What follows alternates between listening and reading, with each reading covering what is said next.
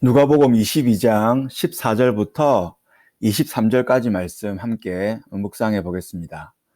오늘 큐티 제목이 만왕의 왕께서 세우신 새 언약입니다. 여기 보면 새 언약이라고 되어 있는데요.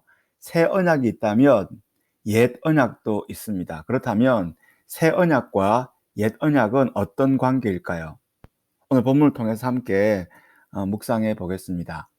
14절인데요. 때가 이름에 예수께서 사도들과 함께 앉으셨습니다.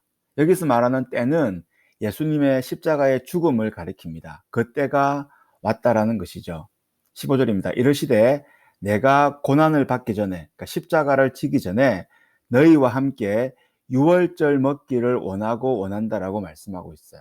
그러니까 유월절 만찬을 함께 하기를 원한다라고 말씀하십니다. 이게 마지막 만찬인데요. 여기 보면 예수님의 고난과 유월절이 서로 연결되어 있습니다. 그죠? 유월절이 어떤 의미냐면 출애굽 당시 양의 피를 문설주에 바른 자들에게는 재앙이 임하지 않고 패스오버, 유월한 것에서 유래한 것이죠. 근데 이 유월절이 예수님의 죽음과 연결되어 있습니다. 예수님의 죽음이, 십자가의 죽음이 유월절의 의미를 계승한다고 본 것이죠. 옛 언약과 새 언약이 서로 연결되고 있음을 말씀하고 있습니다. 그리고 첫 번째 성찬을 베푸시는 모습이 19절과 20절인데요. 이렇게 되어 있습니다. 떡을 가져 감사 기도하시고 떼어 그들에게 주시며 이르시되 이것은 너희를 위하여 주는 내 몸이라. 너희가 이를 행하여 나를 기념하라 하시고 20절이죠. 저녁 먹은 후에 잔도 그와 같이 하여 이르시되 이 잔은 내 피로 세우는 새 언약이니 곧 너희를 위하여 붓는 것이라 라고 되어 있어요. 여기 성찬의 의미가 어떤 의미입니까? 예수님의 죽음을 되새기는 거예요. 그러니까 우리를 위해 찢기신 그리스도의 몸, 우리를 위해 흘리신 그리스도의 피를 기억하고 기념하는 것입니다. 그것이 바로 성찬의 의미입니다. 옛 언약은 이렇게 요약될 수 있습니다. 구약의 유월절을 통해서 하나님의 백성이 된 거예요. 그리고 계속해서 유월절을 통해서 유월절 절기를 통해서 기억하고 기념하라고 말씀하셨습니다. 오늘 본문에 유월절 만찬이 바로 이것을 보여줍니다. 예수님께서 옛 언약을 그대로 행하고 계신 모습이죠. 새 언약은 무엇입니까? 예수님의 십자가의 죽음을 통해 하나님의 백성이 되었습니다. 계속해서 성찬을 통해 기억하고 기념하기를 원하세요.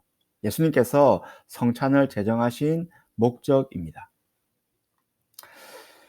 삶의 적용인데요. 구약의 신앙의 선배들과 우리는 같은 언약 아래에 있습니다. 그러니까 대속의 죽음을 통해서 구원을 받는 것은 같은 언약의 내용이죠. 구약은 어린 양의 피를 통해서, 신약은 어린 양이신 예수님의 피를 통해서 우리가 구원을 받는 것을 분명히 보여줍니다. 우리에게 요구하는 것이 무엇입니까? 이 은혜를 성찬을 통해 기억하고 기념하기를 원하세요.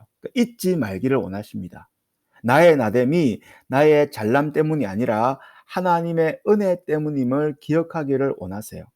내가 어떻게 그리스도인이 되었느냐? 하나님의 백성이 되었느냐? 하나님의 은혜를 누리며 살고 있느냐? 그것은 바로 옛 언약과 새 언약, 이 내용을 통해서 우리에게 보여주는 것이고 이것을 늘 기억하고 기념하기를 원하십니다. 우리가 고난주간에 다시금 기억해야 될 내용이 무엇입니까?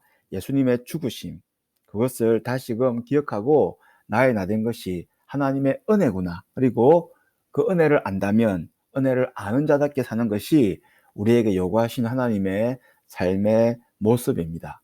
오늘 본문을 다시금 묵상하면서 그렇게 살고 있는지 한번 돌아보면서 기도하는 우리 큐티 시간이 되었으면 좋겠습니다.